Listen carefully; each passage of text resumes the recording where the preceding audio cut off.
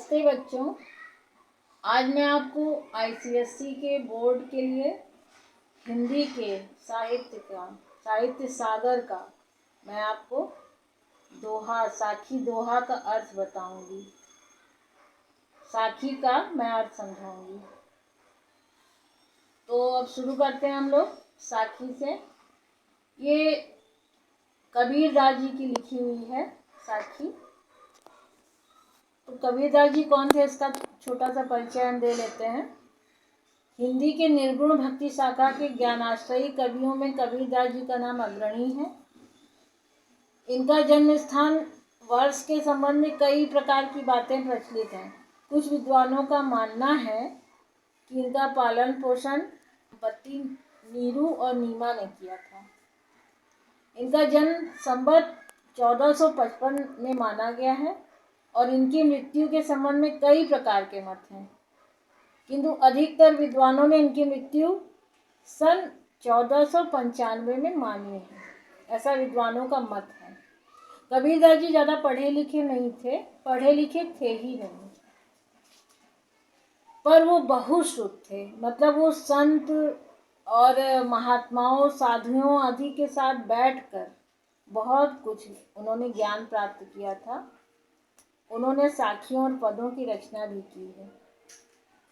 उन्होंने एक निर्भीक समाज सुधारक की तरह कार्य किया और वो निर्गुण ब्रह्म के उपासक थे।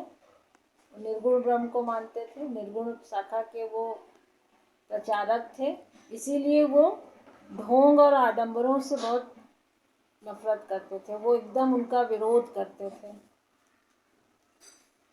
अच्छा, इन्होंने हिंदुओं और मुसलमानों दोनों को ही बाह्य आडंबरों के लिए फटकारा भी है। उनकी भाषाओं में कई शब्दों का मेल भी है। इस तरह ये छोटा सा परिचय हो गया कबीरदास जी के बारे में। अब हम पढ़ते हैं उनकी साखी। साखी पहला उनका क्या है? गुरु गोविंद दो खड़े, काके लागू पाए, बलिहारी गुरु आपनो, जिन गोविंद दियो बताए।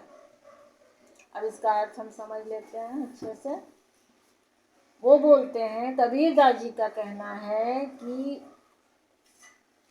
गुरु और गोविंद मतलब ईश्वर और मैं जब मेरे सामने जब ईश्वर और गुरु दोनों खड़े हों तो ऐसे में हमें क्या करना है?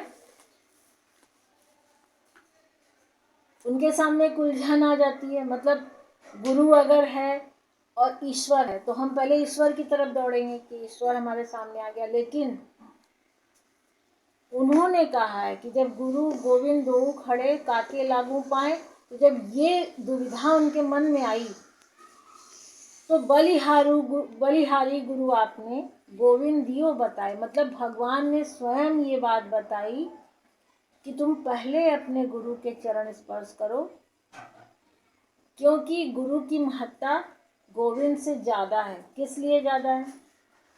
क्योंकि गोविंद तक पहुंचने के लिए हमें जो रास्ता जो मार्ग दिखाते हैं वो गुरु ही दिखाते हैं। इसीलिए गुरु की श्रेष्ठता ज़्यादा है बजाय गोविंद के। गोविंद तो हमें तब मिलेंगे ना जब गुरु हमें रास्ता बताएंगे, हमें मार्ग दिखाएंगे कि इस मार्ग से चल के हम गोविंद को पा सकते हैं।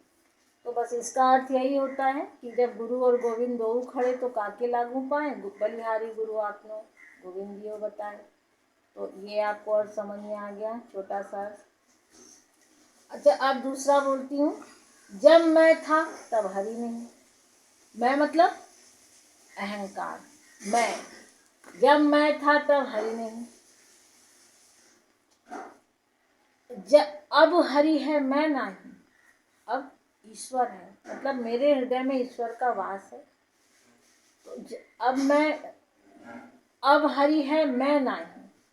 मतलब जब मेरे अंदर से मैं निकल गया तो वहाँ पर वास किसका हुआ? हरि का। हरि का वास हो गया।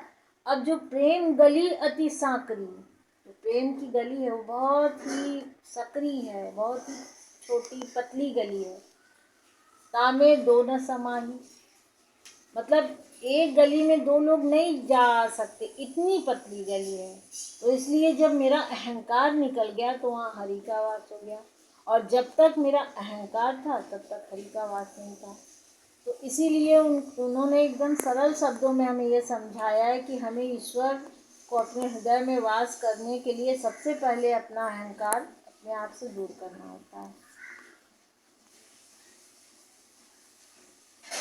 अच्छा, ट्रेन की गली बहुत तंग है, इसमें अहंकार और भगवान दोनों नहीं रह सकते, ये वो बोलते हैं। भाव यह है कि अहंकारी व्यक्ति कभी भगवान को नहीं पा सकता। ये हो गया आपका दूसरा। अब हम आते हैं तीसरे पे। काकर पाथर जोरी कह, देखिए यहीं पर बताया गया है कि हिंदू और मुस्लिमों को, मुसलमानों को उन्होंने फटकारा है अपनी साखी में। कैसे? काकर पाथर जोरी के मस्जिद लई बनाए, ताचड़ी मुल्ला बाग दे, क्या बहिरा हुआ खुदाए।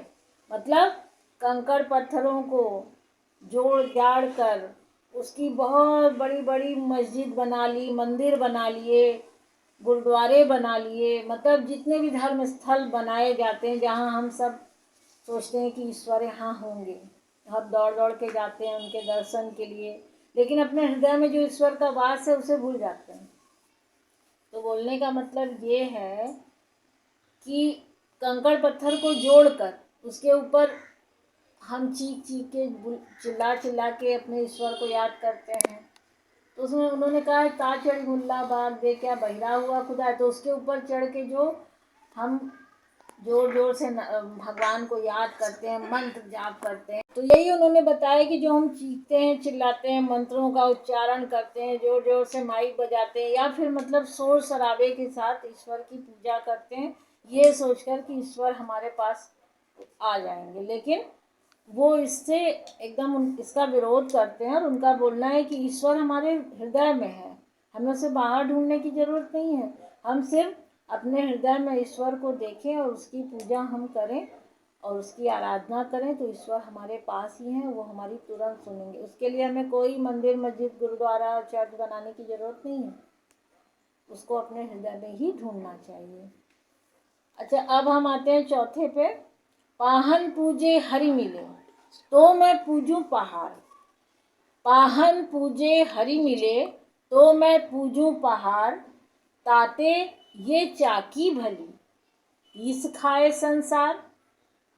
इतना सरल है इनका कि बच्चों आप आसानी से समझ सकते हैं। देखिए इनका बोलना ये है कि अगर पत्थर, जो मूर्ति पूजा के लिए मैंने बताया ना कि वो आडंबर से बिल्कुल प्रसन्न नहीं होते थे, नफरत करते थे या चिढ़ते थे या उसका विरोध करते थे, तो ऐसे में उन्होंने कहा है कि पाहन पूजे, मतलब जो मूर्ति पूजा होती है, अगर उसे उन्होंने पाहन मतलब पत्थर, तो अगर पत्थर पूजने से ईश्वर मिलते हैं, हरि मिलते हैं, तो मैं पहाड़ ना पूज लूँ, मैं पहाड़ पूज लूँ, और तब तो फिर क्या पूछना है, सारे ही ईश्वर मेरे सामने प्रकट हो जाएंगे अगर मैं पहाड़ पूज लूँ, खाली हरि मिलते हैं पत्थर पूजने से। तो इन सब से अच्छा तो वो होगा कि जब हम उस चक्की को प्रणाम करें और उसकी पूजा करें। चाकी मतलब चक्की, जो आटा जिससे पीसते हैं, चक्की चलाकर जिससे आटा पीसा जाता है, तो वो बोलते हैं ताते ये चाकी भली, उससे उस पत्थर को पूजने से तो ये चाकी भली है जिसमें हम अनाज पीसते हैं और उसे पीसकर हम अपना भरण पोषण करते हैं, अपनी क्षुधा शांत करते हैं, अपनी भूख मिटाते हैं। तो इससे ये तो चक्की ही अच्छी है, उसे मैं पूजूं जिसे सारा संसार पीसकर उससे अन्न खाता है या फिर अपना भरण पोषण करता है। ये हो गया इसका अर्थ। अब पांचवें में आइए। सब धरती कागज करो, लेखनी सब बन रहा है। यहाँ पर धरती कागज करो से क्या अर्थ होता है? कागज मतलब कागज, और बन रहा है मतलब पूरे वन, पूरे पृथ्वी पे जो वन है हमारे, उसके लिए बोला गया है। वन राय मतलब वन। सात संबंध की मसी करो, गुरु गुण लिखा न जाए।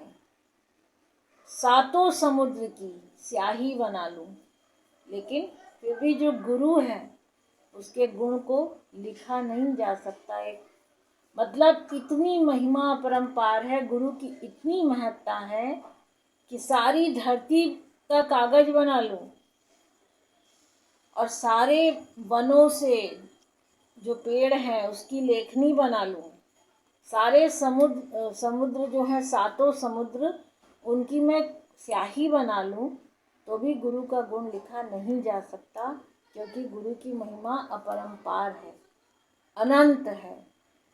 तो ये हमारे कबीरदास जी हमें बहुत ही सरल शब्दों में ये समझाते हैं, और मैंने भी कोशिश किया है कि आप लोग को अच्छी तरह समझ में आए। फिर भी अगर आपको कहीं कोई समस्या हो तो प्लीज़ कमेंट में लिखें, मैं उसका उत्तर आपको अवश्य दूंगी। धन्यवाद।